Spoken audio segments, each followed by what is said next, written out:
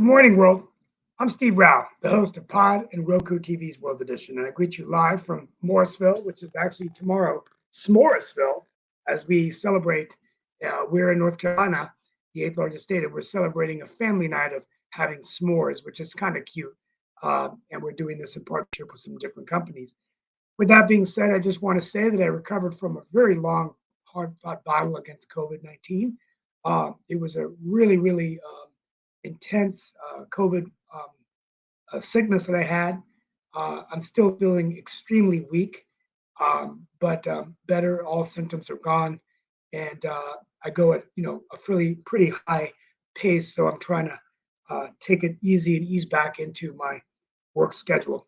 But it was quite a scare, and I had significant problems breathing for a few days, and was low on oxygen. I'm glad I'm okay, and want to let you all know that China's economy slipped into deflation for the first time in 2 years. We're going to discuss what this means for India's economy, the U.S.-India partnership. Indian Independence Day is coming up next week. We've reached out to have some guests, but China definitely is on its spiraling downwards in economic growth. Voters in Ohio rejected a proposal to make it harder to amend the state constitution. The plan would require citizens to gain signatures from all the state's counties to suggest a change. Imran Khan, the former prime minister of Pakistan, is barred from holding public office for 5 years. Let's also not forget he was also a cricket star.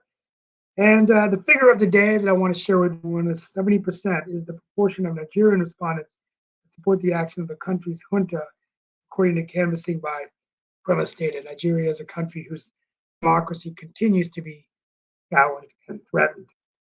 With that being said, the elephant in the room in the United States is obviously the indictment of former President Donald J. Trump.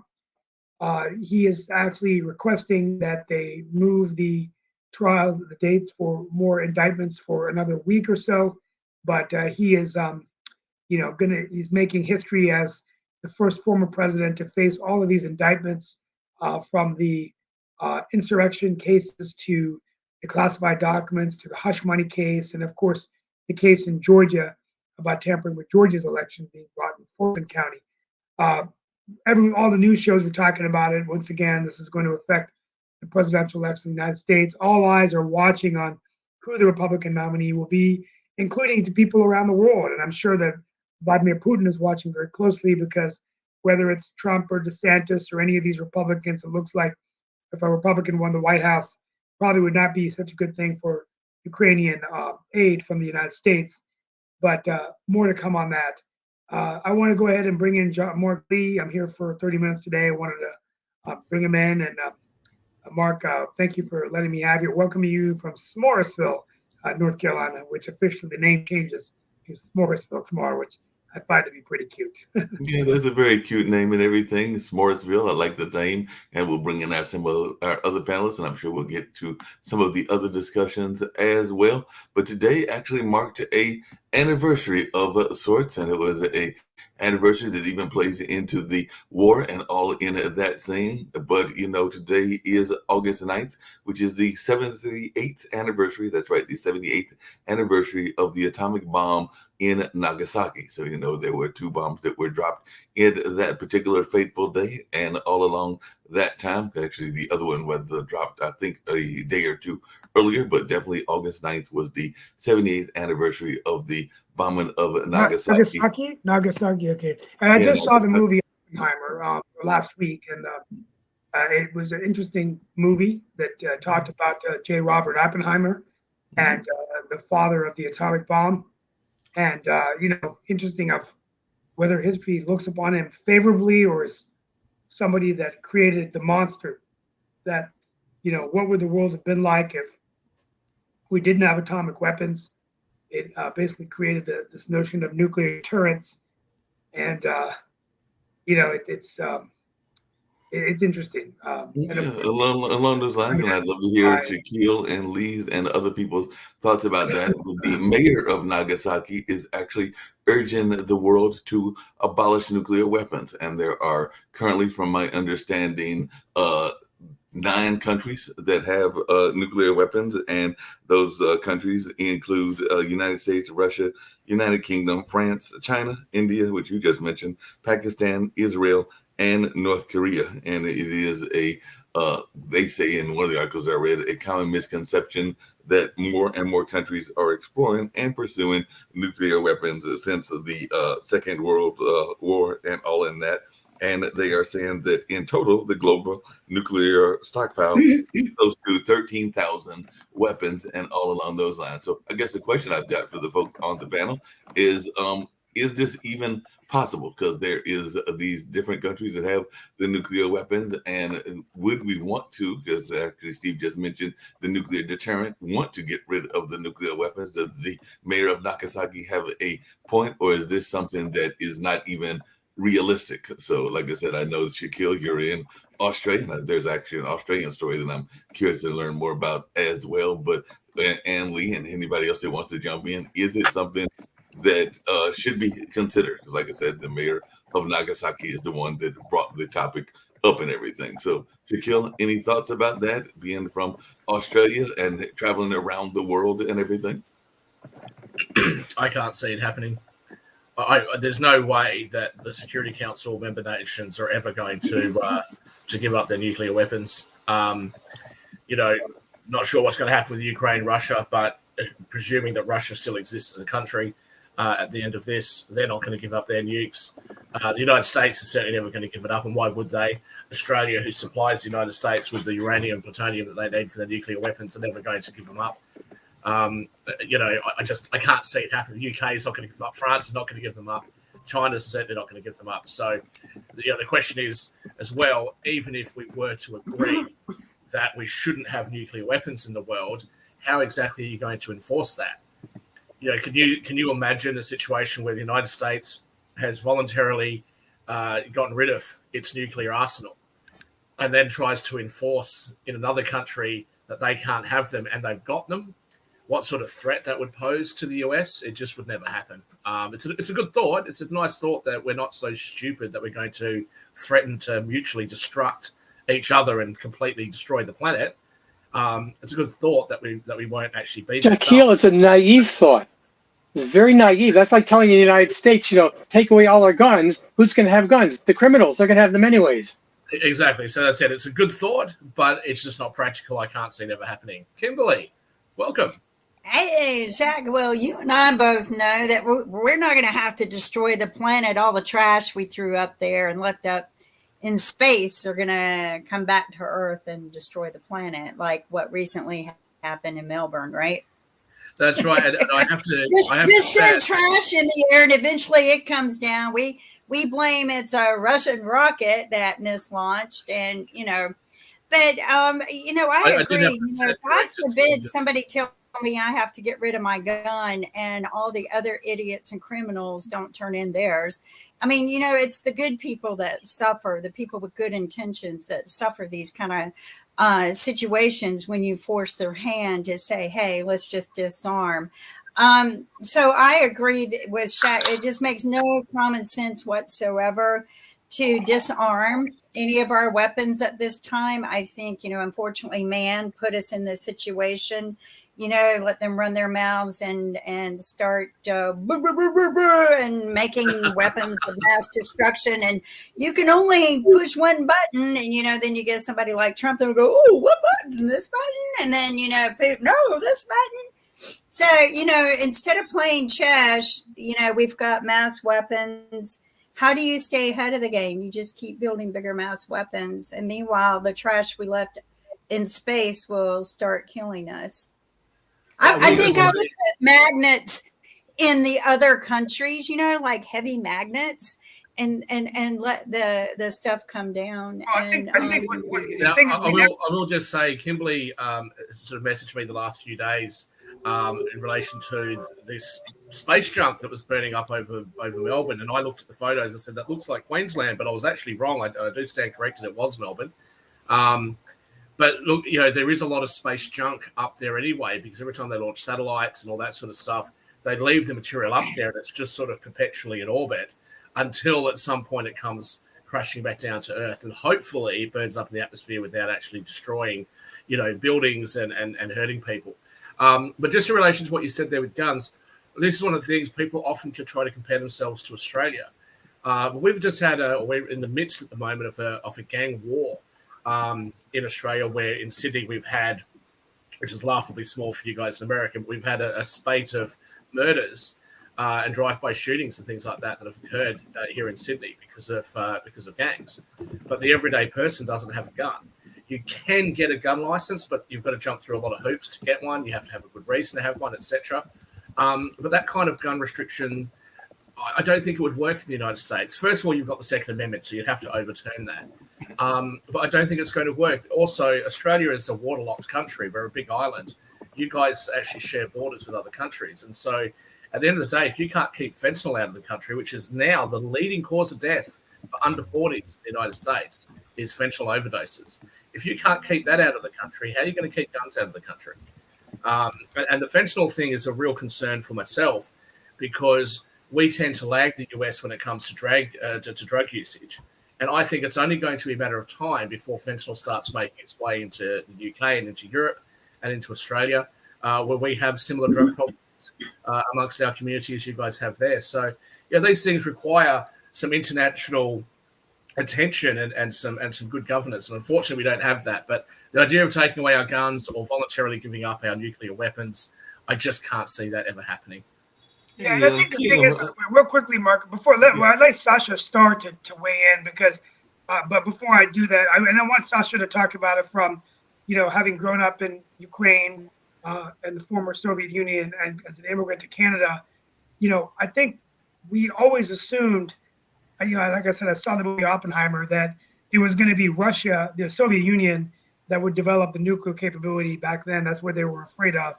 And Russian intelligence apparently got information from Los Alamos, or so they say.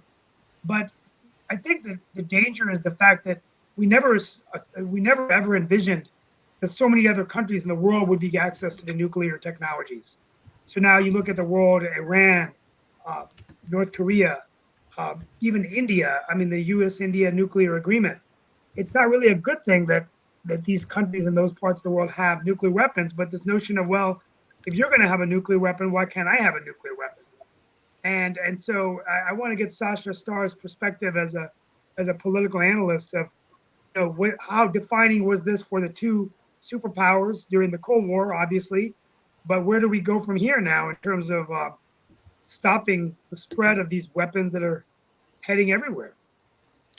Okay, thank you, Steve. I don't understand how so many countries, 8, 9, I don't know how many, maybe even 10 countries, including US and Russia, have a small number of nuclear devices.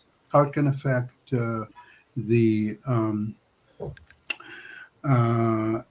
real problem of the last 80 some years is the threat of nuclear annihilation between two countries, US and Russia. All the rest is just noise. I mean, for example, take Israel.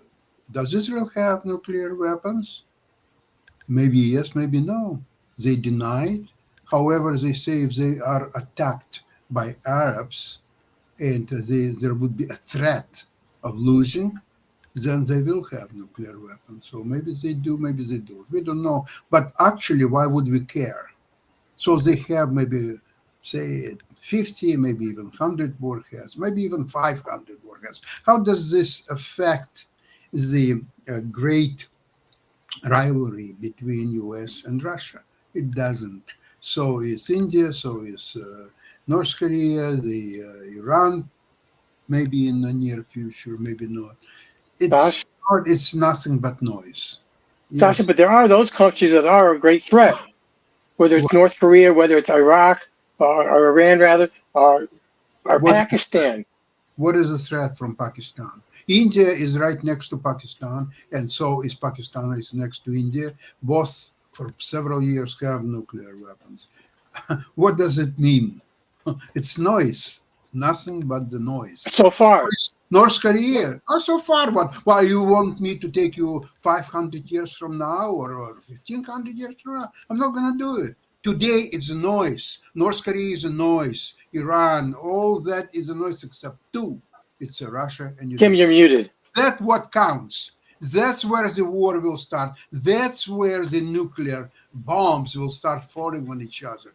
All the rest is noise. I don't want to spend any time on that. Yes. I want to ask one question though. Who's the only country that ever used a mass destruction weapon on another country? And Yeah, but I don't think that's fair, Kimberly, because I don't. I do think it's a fair question. Who is the only country? I don't think it's fair to blame the United States for that, because all of the Allied nations were involved in that. It is a fair question. They didn't just do it by themselves. The US didn't just unilaterally make that decision. They made it on behalf of all of the Allied forces. But we still did it. of course we did it, and it's rightly so, because it was calculated. Whether it's right or not. No. Hold on, Kim. You asked me a question. I'm trying to respond. Okay, go ahead. It would take millions of lives of both Japanese and American soldiers if they wouldn't drop the bomb and instead was going for invasion. It would take several months, if successful, hopefully, yes, but millions plus lives would be lost. So therefore, decisions, since US already at that time had at least two devices which were detonated over Hiroshima and Nagasaki, and that ultimately went to stop of the war, saved million plus lives of both Japanese and US. What's wrong with that? Not only that, there's another benefit of that, because number one, it demonstrated what it is, because very few people at the time understood even the meaning of a nuclear device. Now, they showed. But couldn't anybody use that excuse? We just want to prevent wars. No, nobody can do it. Whatever America. Anyone can use that excuse. We want to prevent millions from dying, and so we'll hit a button. No. What's allowed for the United States is disallowed to all other countries, period. US is a very special situation. US can do many, many things that the other countries cannot. For example, Ukraine and Russia. Russia is much stronger, much more powerful countries with nuclear weapons. Ukraine is not. It's a smaller country without nuclear weapons or so on. So look at what Russia is allowed to do. They are allowed daily bombardments of Ukrainian civilian population, destroying buildings, infrastructure, killing civilians. Ukraine is not doing that because Russia is allowed by the world so-called civilized society to do something what Ukraine is not allowed to do. Every time when the new weapons are reaching Ukraine, there is a caveat. These weapons cannot be used against Russian and Russian territory. Oh, these weapons also cannot be used for Russian territory. So Ukraine is locked to fight only on its own territory against superior, much stronger opponent. And they're saying now, I heard it just on CNN, Ukrainian attack is too slow, they're not resulting into anything. Of course, without ATACMS missiles and F-16s, under no Western military doctrine, army can pursue attack without superiority in the air, without at least equal artillery power. So West is expecting Ukraine to do something that no Western country would be able to do. Even Americans in these conditions without F-16s and Abrams missiles, they would be helpless against Russians. Russians would turn them into the sea and they would destroy them. So I want to switch the topic for 1 minute, though. I mean, this is fascinating, but it's really important on World Edition that I want to bring in some really cutting edge topics. And I think one is artificial intelligence. So, real quickly, the premise was always that it would either be the president that would have their ability to just put their launch the nuclear codes, whether it's Soviet Union, United States, now North Korea, China. But now AI is the elephant in the room because, a couple of weeks ago, Fareed Zakaria had an expert in AI talking about, this whole notion of artificial intelligence. And now the capability, traditionally over the last 40 years, there was like an hour between when a nuclear warhead could hit from Soviet Union to the United States. Then it went down to like 30 minutes. And then we had intercontinental ballistic missiles, ICBMs, that were produced by Ronald Reagan, the President Reagan. And now the AI could be something that could take over, actually. And so like an artificial intelligence agent or Teachers drone at this could primary actually, school in China 蓝色是走神了， know exactly when someone isn't paying attention. 白色就是你可能跟网络还没有连接好。 These headbands measure each student's level of concentration. The information is then directly sent to the teacher computer and to parents. China has big plans to become a global leader in artificial intelligence. It has enabled a cashless economy where people make purchases with their faces. A giant network of surveillance cameras with facial recognition helps police monitor citizens. Meanwhile, some schools offer glimpses of what the future of high-tech education in the country might look like. 做出选择吧 ，Good job。 Classrooms have robots that analyze students' health and engagement levels. Students wear uniforms with chips that track their locations. There are even surveillance cameras that monitor how often students check their phones or yawn during classes. These gadgets have alarmed Chinese netizens. But schools say it wasn't hard for them getting parental consent to enroll kids into what is one of the world's largest experiments in AI education, a program that's supposed to boost students' grades while also feeding powerful algorithms. 为了就是国家的这个研究呀、发展呀，我觉得是没有问题。 The government has poured billions of dollars into the project, bringing together tech giants, startups, and schools. We got exclusive access to a primary school a few hours outside of Shanghai. 同学们早上好。 To see firsthand how AI tech is being used in the classroom. For this 5th grade class, the day begins with putting on a brainwave sensing gadget. Students then practice meditating. 现在想象我们眉心有一点柔和的光芒绽放。 The device is made in China and has well, real quickly, and that was a really good video, but the point I was trying to make is, in addition to what was just transpired in that video, the fact that an artificial intelligence agent or drone could actually take over the nuclear weapon system and order an attack from like Russia or China, North Korea, and the same thing in the United States. And now the danger is, how would we defend from that AI? So this is very dangerous because I think artificial intelligence can really affect defense systems. It's going to make it easier to go to war because robots and drones can go to war. But from a nuclear perspective capability, I think it changes the game, folks. And I think that this is something that's seriously, they talk about, AI helping to lead to human extinction. I mean, God, if artificial intelligence were, I don't know how it would work, but if the AI could take over a nuclear weapon system and order an attack on the United States or another nation, and let's say the president of the United States didn't launch the code, but that country thought they did, and then they would retaliate back. Well, Steve, so I think this is something significantly concerning. Let me just point out a couple of things there. First of all, it's a misstatement that the president just pushes a button. Okay, there's a much bigger process involved for nuclear weapons to be launched. And I think that you should have some faith in the military people that I don't think that any president would have the ability to just launch. How would they defend against an AI attack? Well, okay.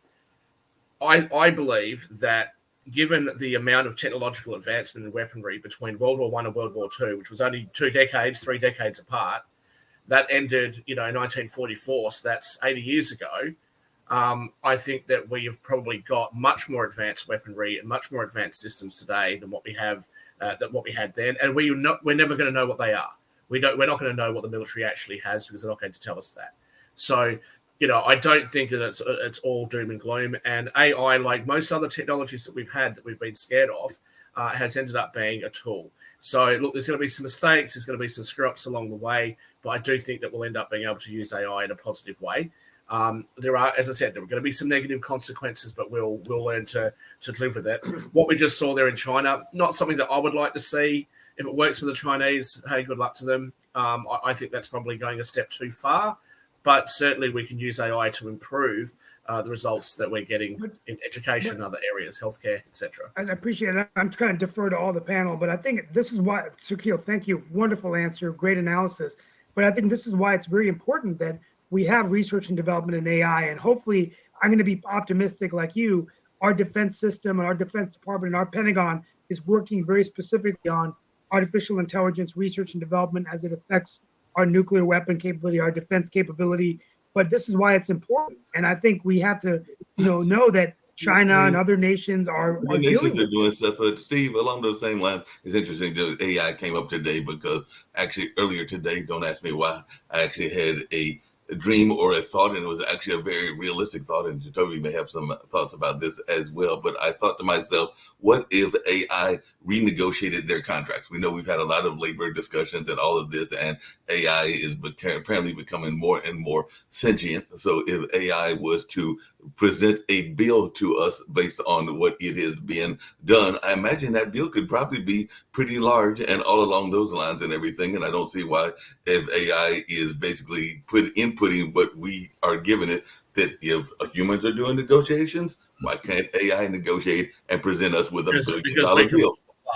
Because we can pull the plug. That's why, hopefully, anyway, we can still do it.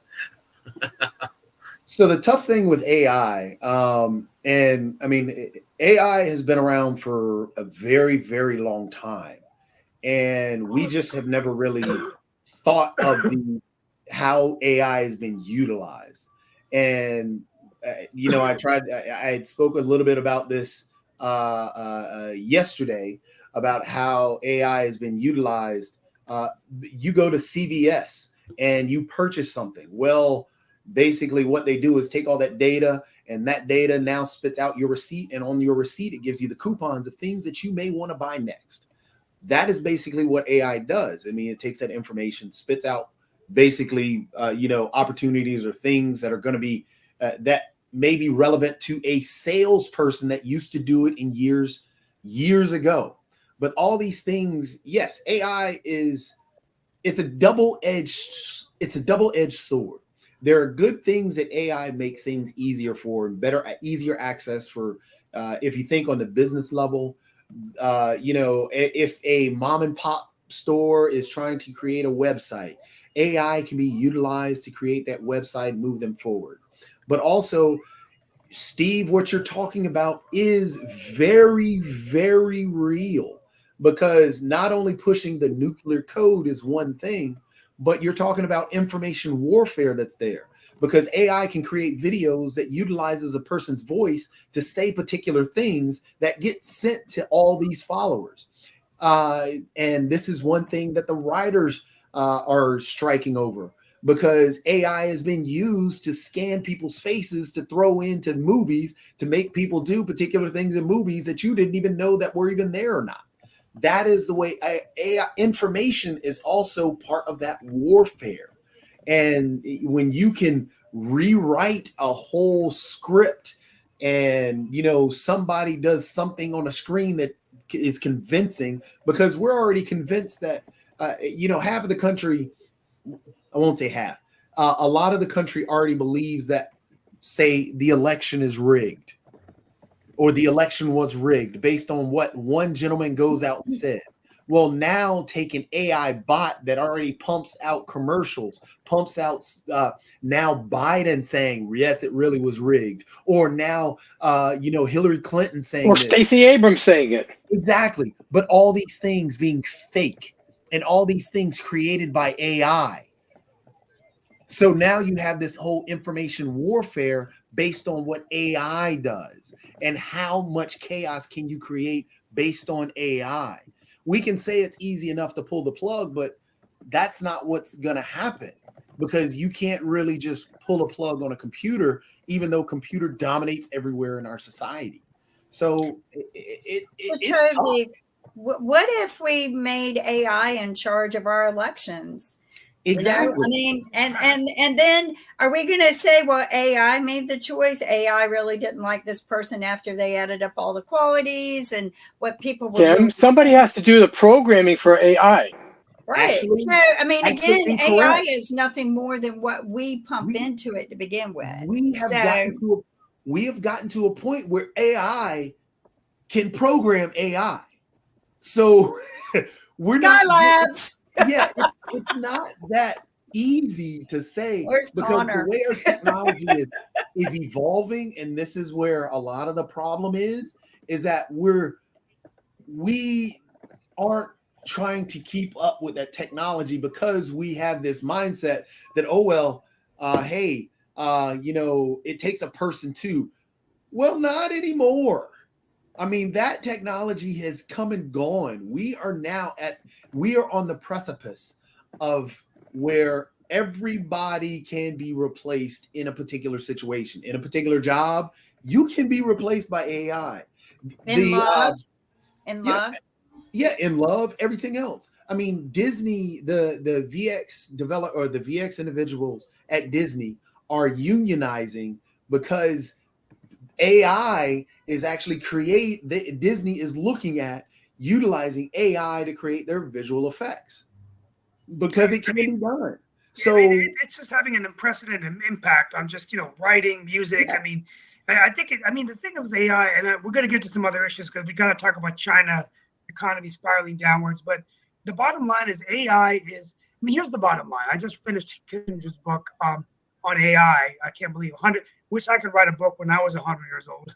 I think he wrote it when he was 98.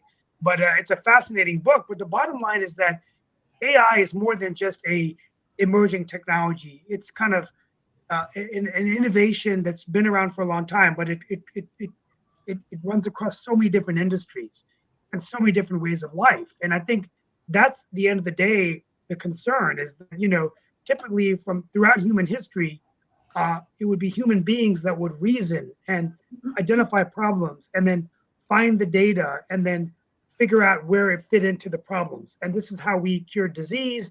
This is how we came up with inventions like Thomas Edison. This is how we did so many things. But now the bottom line is artificial intelligence is a way for computers and machines to perform functions that were once performed by humans. And the danger is, when they talk about general AI, that's when, right now the AI is specific. You put in a query, ChatGPT will answer a question. This is what I'm going to do, right?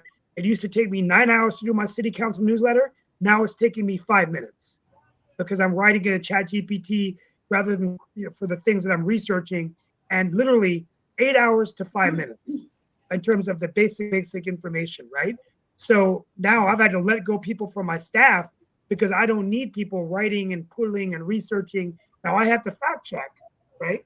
But the question becomes, where does it go from here, right? But Steve, hasn't that always been the issue? When I think about these changes, even with AI, I also think from a historical standpoint about the industrial age. Folks were afraid of what the changes would do when we went to a more industrial economy, and some of those changes they were concerned about, and rightfully so. Some of the concerns that they had, including pollution and a number of other things, or the automotive industry, where folks were concerned about some of the things. And like I said, some of those were rightful concerns, because there were people that were even concerned at the beginning when there were hardly any cars on the road that we would get into this era of traffic jams and pollution and a number of other things. So I think that to have kind of that scared mentality with any innovation is a wrong kind of thought, because I think that Kissinger did make that point before I turned over the panel. He often said that, typically, are we overreacting? I mean, when we went from horse carriage to eventually the car, it was just an extension of, it was like horse plus on steroids. We're now in a car, right? Same thing with the airplane, right? I mean, so these are like extensions of previous innovations that eventually impact society, and we get used to it at transition. So I think AI is a bit different, Mark, though, in that there are no regulations, there are no guidelines, and so who's going to regulate this? Also, Mark, the other way, another reason AI is different than the other ones, even if you take the forethought and think 50 years down the line of creating the first car, you can come up with flying cars, you can come up with this, you can come up with, the car may even, thinking about air pollution. If you think about AI, where is the end on AI? What can AI not do? If you're going artificial intelligence, AI can replace the coal miner because it can create a robot to control that robot to go downstairs. Now you have nobody creating coal. AI can then can actually run a country based on whatever input that it gathers based on how that country ran initially.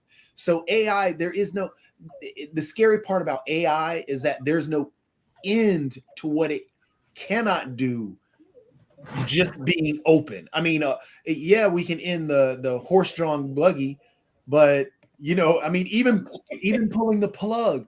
Think about solar power. What plug are we pulling there? So if AI creates its own power, we're in trouble. And that's the crazy part. This is the only thing to detach AI right now. But once it learns to generate, which I already kind of know how it's going to do, once it learns to generate its own power, which then generates to become wireless distribution, real wireless, where it transfers it through the air, which I have seen this in labs. Once AI takes this over, you won't be able to pull the plug. But I want to kind of change the subject, if Steve doesn't mind, to talk about something pretty phenomenal that's happening. And this is what Taylor Swift is doing. And she's a true example of what Margaret Thatcher once said, that if you want somebody to talk about a problem, ask a man. If you want somebody to fix a problem, ask a woman.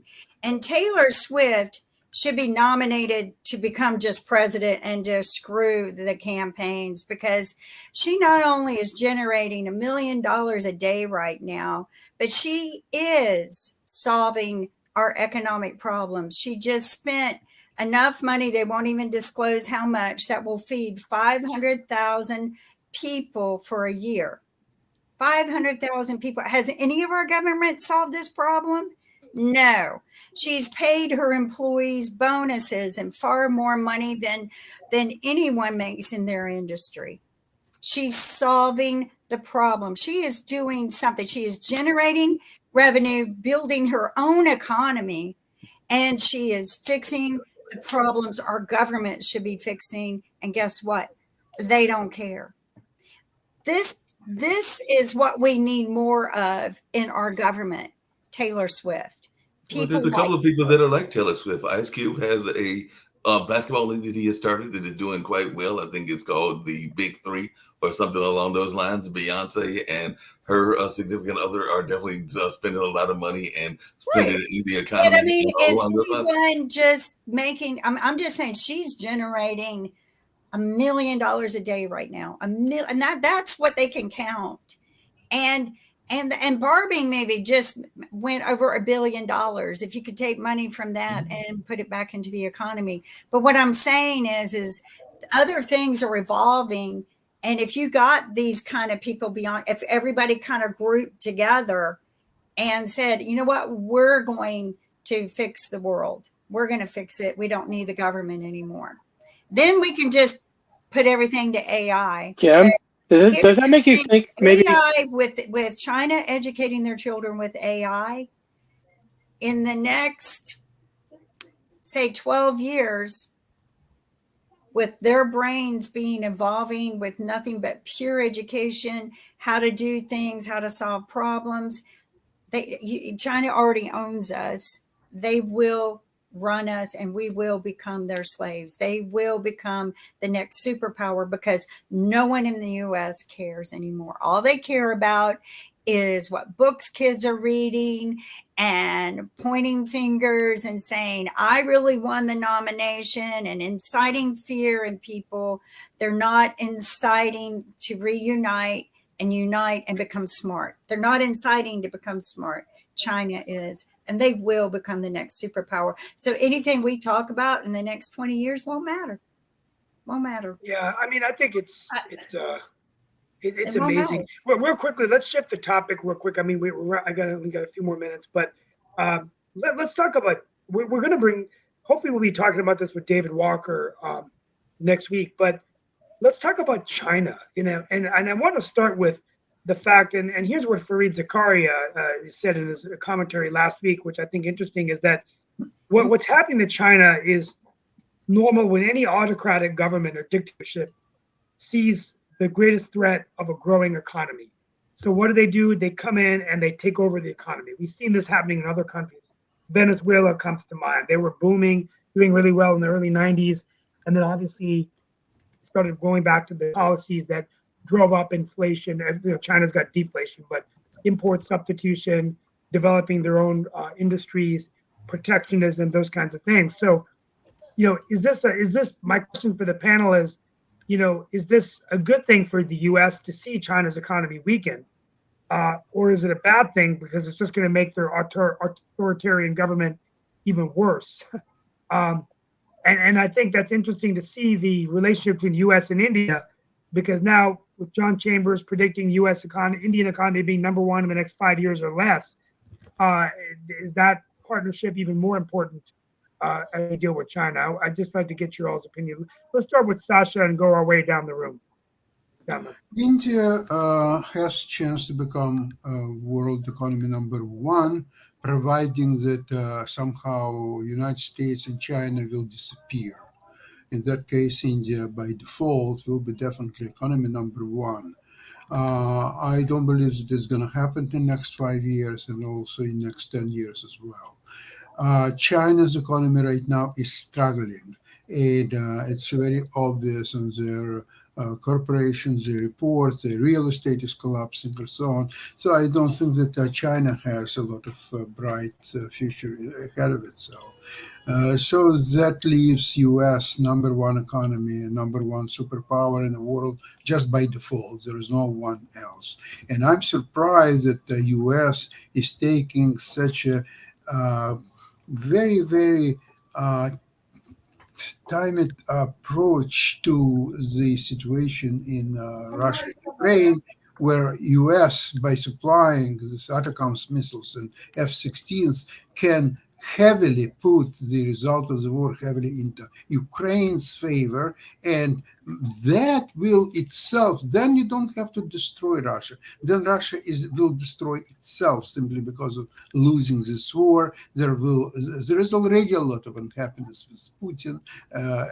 Anywhere you start with elite, armed forces, KGB, former KGB members or so. So there is a lot of headwinds facing Mr. Putin.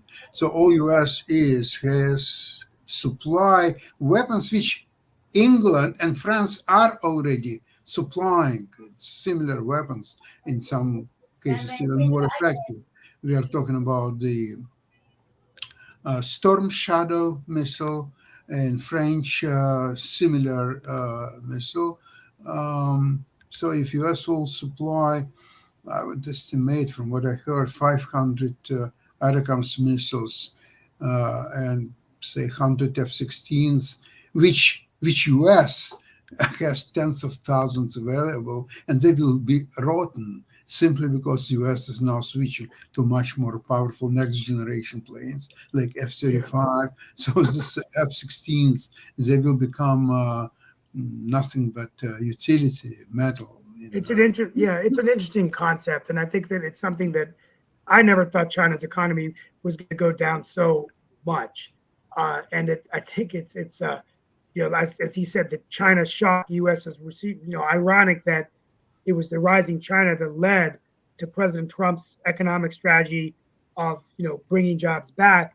We talk about the Biden-Trump kind of rivalry, but when you think about it, President Biden actually carried forward those policies in his own administration, dealing with the CHIPS Act, bringing back manufacturing. We're seeing this in North Carolina.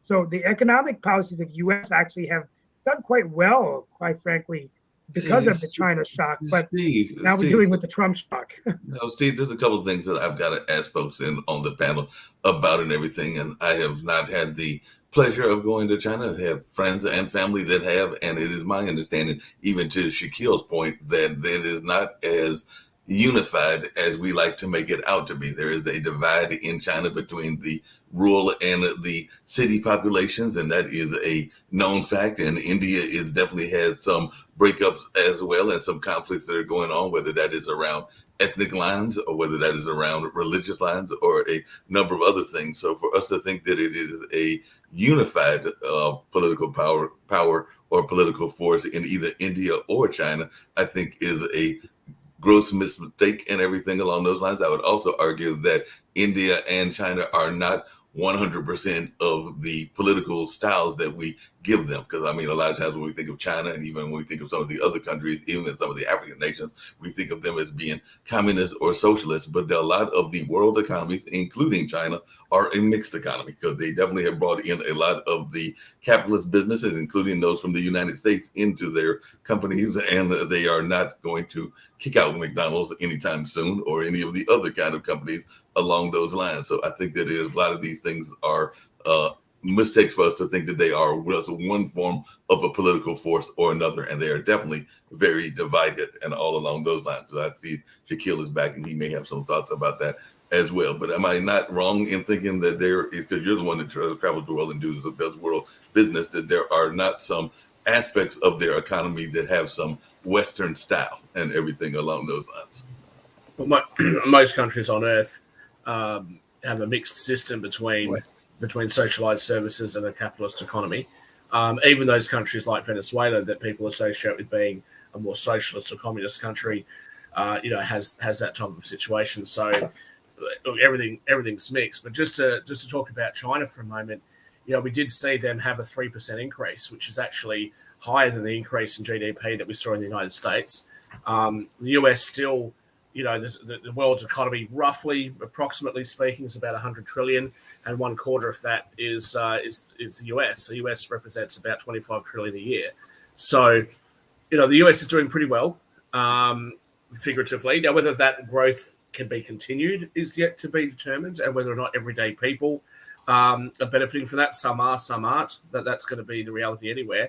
But I think that India is going to have I think it's dramatically overstating it to suggest that India's economy will become the #1 economy in the world in the next 5 years. That would require India's economy to increase by 700% over the next 5 years. That's not likely to happen. But they are growing quite fast. Well, they're not growing at that rate. They're not growing at a rate of 700% over 5 years. So I think that's overstating it. Look, India, I think, has the potential to have an economy similar to what China has. But just remember that China has a lot more centralized control and central planning. Whilst India also does have that, they don't do it very well. And what's happened in India is that you see a lot of the economy is transacted outside of the control of government. So I think that India has a long road ahead of it. They're going to have to work out things like whether they're going to allow their currency to be free floated. The President Modi talked about demonetizing the currency, and he actually did demonetize some higher value notes in order to try to bring that money into the tax system. But I don't know that that's going to work. India is a very big country. There's a lot of very rural people that live in India. I think that India has some challenges. It can happen, but I just think that it's going to take a long time. I don't think it'll be happening in 5 years. Well, And folks, don't underestimate the United States. I've got it. It's been a great show. I'm gonna do my final take a little bit earlier today. I'll be back on Friday. Well, I'll be actually beginning a new show on PBS called State Lines, which is kind of a roundtable format on the big network there. So I'll be doing hopefully my my world edition from PBS. But just wanted to let you all know that I'll be back either on Friday or next week. And we have Indian Independence Day next week. We're going to probably bring in some guests there. Thank you all for a wonderful show, and we'll be in touch soon. Thank you so much. We still got a little bit more Hi, time. Steve. I think it's Jatovi's turn to answer Steve's question. Yeah, go ahead. Please, Jatovi, you go ahead and answer the question, and I'm. Oh. No, I mean, I was just going to say, I mean, the only way that the U.S. can take advantage of any slump is, truly diplomacy and negotiations through whatever countries that there are, having problems with. But I mean, Shaq had a great answer and, talked about, the economic benefits and the economic differences in the GDP and stuff, which, I mean, I would actually, I don't know if the wage differences and the wage gaps are problems in creating that GDP. That's something that Shaq could answer better than I could, being in economics. But yeah, I mean, the only way the U.S. can take advantage of any slump is how they go about taking advantage. If you go in with the same attitude that we've gone in, hey, our culture is better than yours. We're bringing you gifts. No, you gotta find out the cultural benefits that they can offer and magnify their benefits and bring their culture and work with those in that country more so than chastising and telling that country that we're better. But we're not doing that. Absolutely. Well, folks, I just want to say it was great having great having Kimberly on the show. Always great to get a female perspective. I'll be back on Friday or next week, folks. But thank you all so much. Congratulations, Steve, on your new job. Hey, what's Lee's point of view? I want to hear Lee's point of view on this. I think we pretty much covered it. I'm just concerned if there's a spillover effect to the United States. A lot of our manufacturing is there. Is our demand from down? Or how's this going to affect us? Well, see, Lee, I think this gets to the core of the problem that the United States and Donald Trump was trying to talk about. And this really is the core of the problem with the Western world at the moment. You've got things like the World Bank at the moment saying to Uganda, well, we're not happy with your anti-LGBTQ stance and all that sort of stuff, so we're not going to give you any more funding. That's imposing our set of values on them. We may not agree with their values, but that's what we're doing. If you look at what is referred to as the wokeness in recruiting in the US military, look, people that are more creative will often explore these areas. People that explore these areas of their sexuality are often more creative. They're probably going to be of benefit when it comes to looking at things like AI. And so to come back to your point about manufacturing, if the United States has a high national wage relative to other countries, why would you want to manufacture in the US? It would be better to keep those people employed in other more productive industries and allow other countries to compete. Now, in relation to the wage gap internationally that Jatovi referenced, look, PPP is really important, power purchasing parity. So you can survive in some countries on a much lower wage than what you could survive on in the United States. Okay, $1,000 a week. If I said to you, you can't work anymore, I'm going to give you $1,000 a week. Depending on where you live in the United States, that might be okay. Generally, if you live in the rural areas, you might be okay with that. If you live in California, New York, or Florida, or even most parts of Texas, you're going to be struggling on $1,000 a week. But if you can take $1,000 a week and go to most developing countries, you're going to live like a king.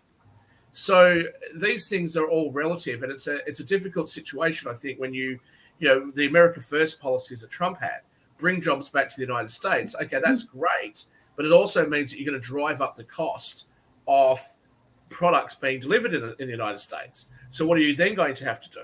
Well, then you have to put tariffs on other countries because they're going to be able to compete and undersell locally manufactured goods. But the alternative is that you don't do that and you have that open free market economy that Milton Friedman advocated for.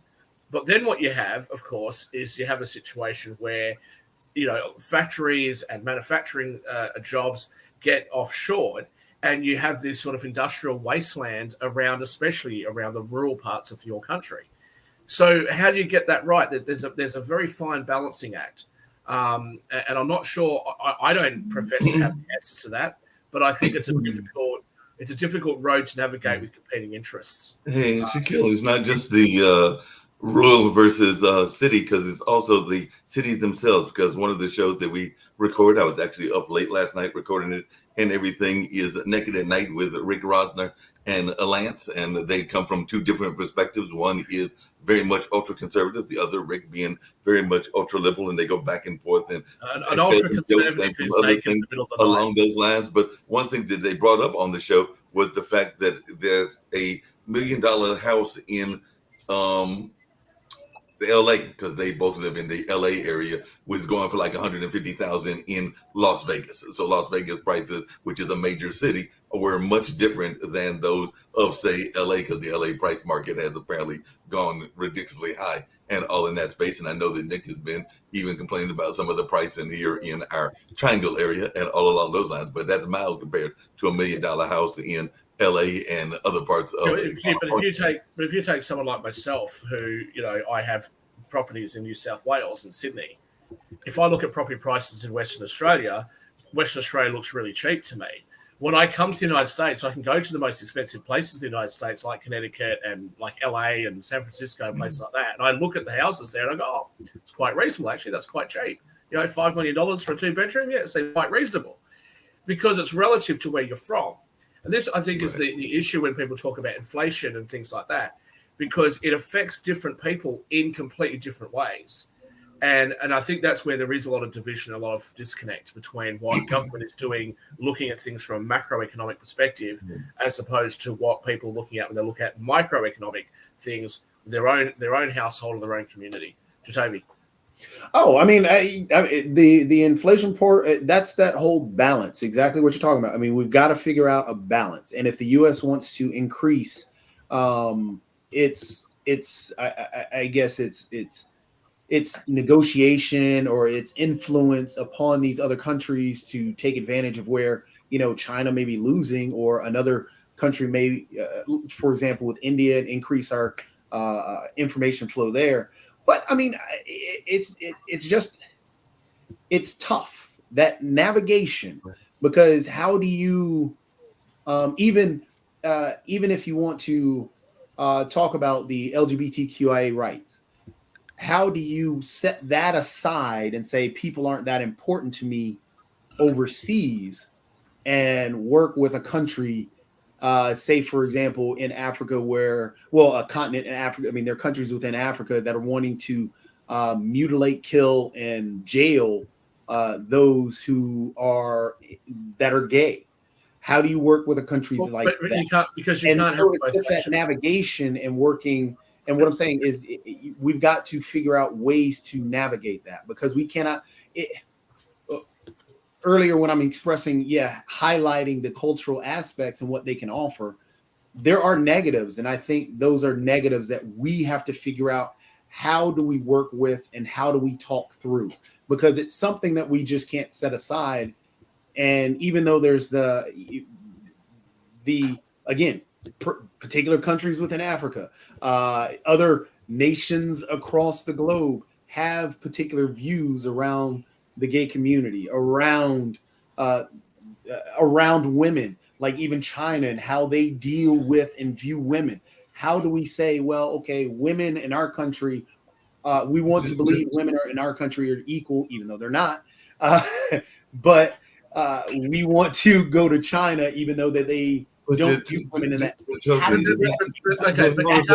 You can't have it both ways. On the one hand, criticize the United States and say the United States has gone into all these countries and interfered with those countries and destroyed their culture, etc. And the United States should not have done that, which seems to be the prevalent criticism of the US.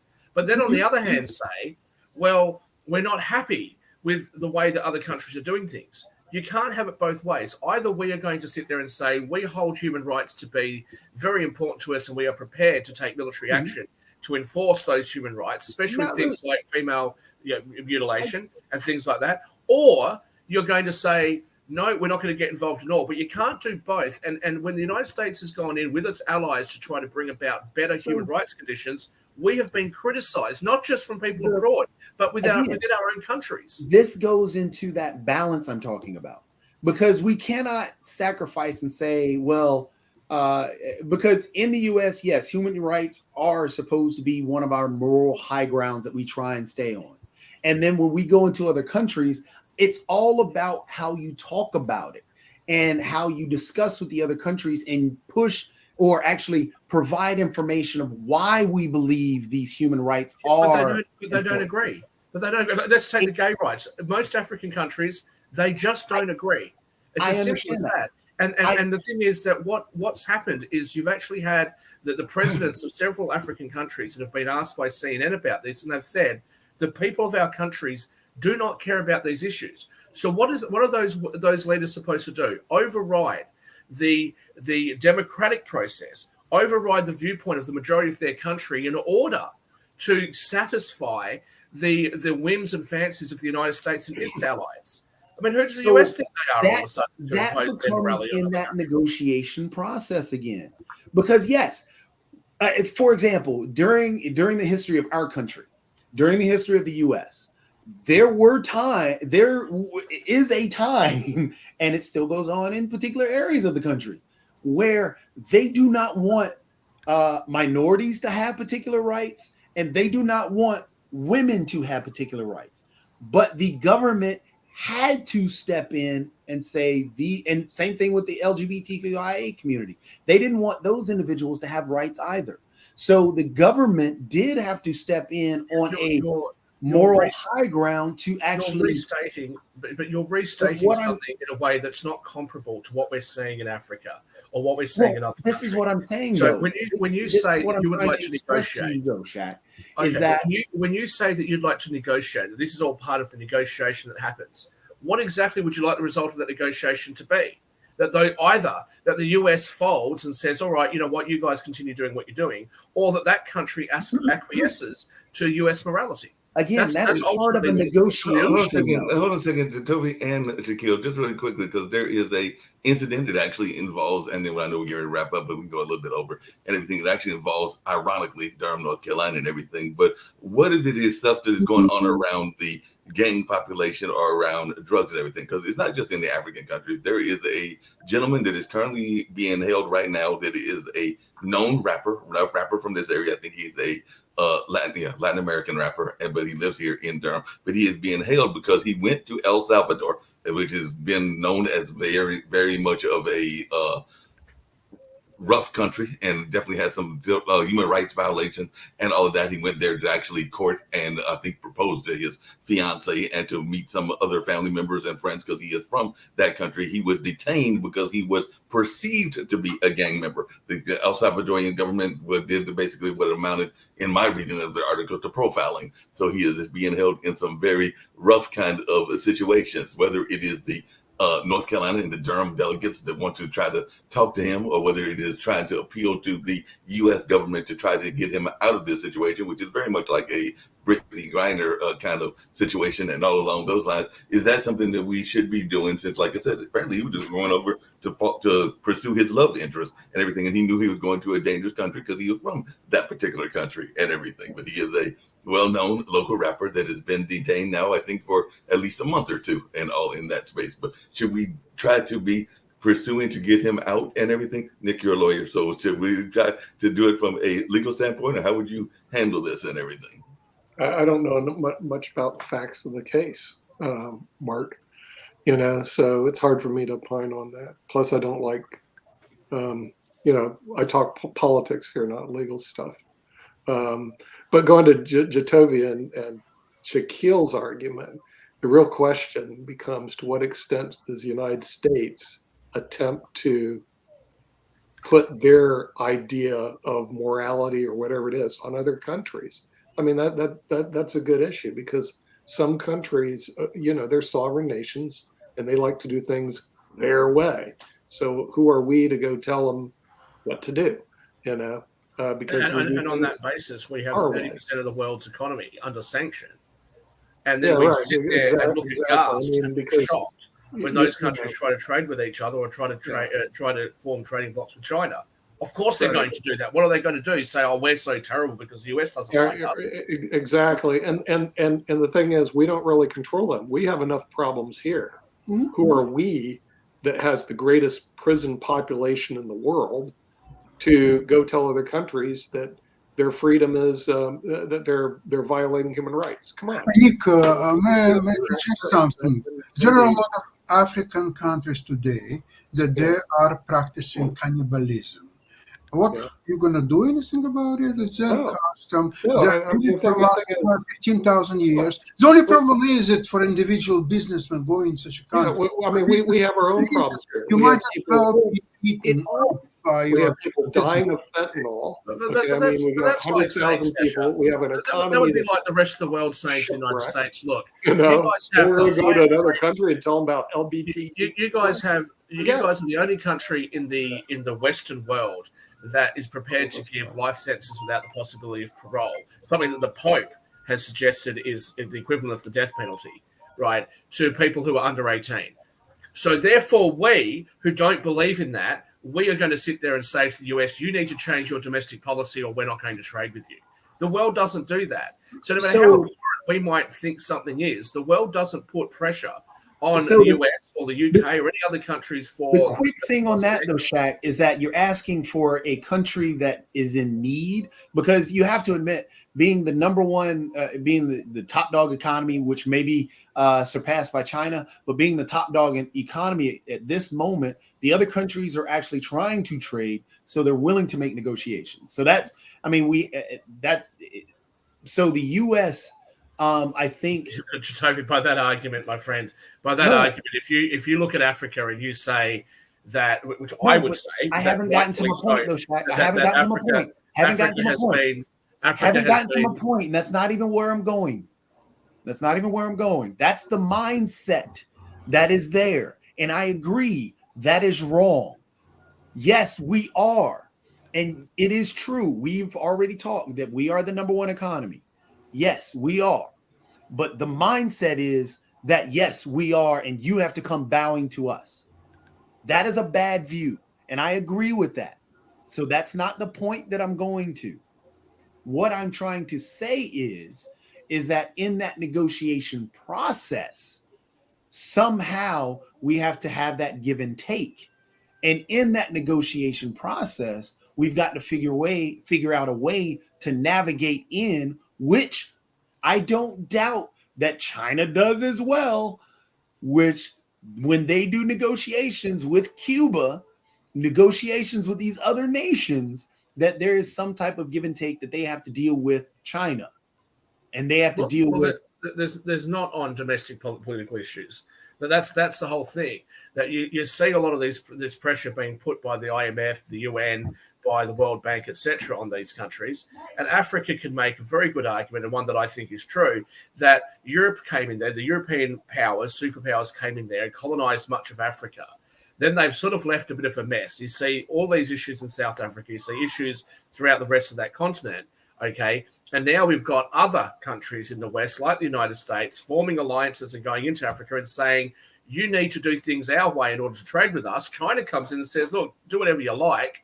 Here's what we want to do. We want to build a road. We want to do this. We want to do that. We're going to increase our Belt Road Initiative. We want to increase our trade, and we're not going to get involved in your domestic politics. Now, if I was in Africa, I would be wanting to align myself with China, who's not going to interfere with my domestic politics before I'm going to try to align myself with a country that not only wants to impose their morality upon me, but then threatens and holds over me the threat that they will sanction me and drive my country into. But it's not just Africa. And I know we got to get ready to wrap up very shortly and everything, because we also got modern investment coming up at 1 o'clock. But definitely we can go a little bit, as I said, over. But one thing that Kim brought up in a email correspondence back and forth, and I wish that she was here, but I know she had to go to some other meetings and everything, is the fact that it's not just the African and the Asian nations. Let's look at the EU. The EU is apparently putting up some very severe traffic limitations into who can come into their country or not come into their country, because that was one of the correspondences that Kim was sharing and everything. So that's something else that we... What do you mean the EU is putting up restrictions on who can come into their country? The EU is made up of 27 countries. It's made up of several countries, but apparently they're having restrictions based on some of the COVID and other things as to more tighter restrictions as to who is allowed into the country, from my understanding of those emails. Into what country? There's 27 countries that are member states. Most of the EU nations. So I'm saying the EU as a whole is having these restrictions. I will go back and we can review this on a later show, but it was the whole conversation that Kimberly was bringing up about the EU and some of their travel restrictions, and it's the EU as a whole that is doing this. So they are tightening up on who is being allowed into the countries that make up the EU. Well, I think what you might be referring to is the new visa requirements, but right. We are over time, so. Yes, that is what I was referring to, the new visa requirements, exactly. But we're over time and we're ready to get out of here. That's not much of a restriction. That's the same as me requiring an ESTA when I come to the United States, or you guys requiring an ETA to come to Australia, or an ETA to go to Canada. Like, what are we talking about? This is just an electronic pre-authorization, and those people who are not qualified to go for the electronic travel visa still would need a visa today. So there's not much of a change. I'm not sure what you're referring to specifically. Well, like I said, I'll get with Kim and we'll bring that up on the other show. The other thing that I never got to, and we can get to this tomorrow as well, is I did see that Sydney was in the news, one for a positive reason, which is the World Cup, where y'all are in the final 8, and the other was for a kind of a incident that happened, I think, with a murder or something that was also in Sydney, and I don't know what that was about in the news, but that was one of the news items that I was going to get to when we were doing news editions, and maybe you can have some thoughts around that on tomorrow. But those were the two that I had seen out of Australia and all along those lines. But right now we're going to get out of here, and maybe we'll have conversations about those on tomorrow's edition.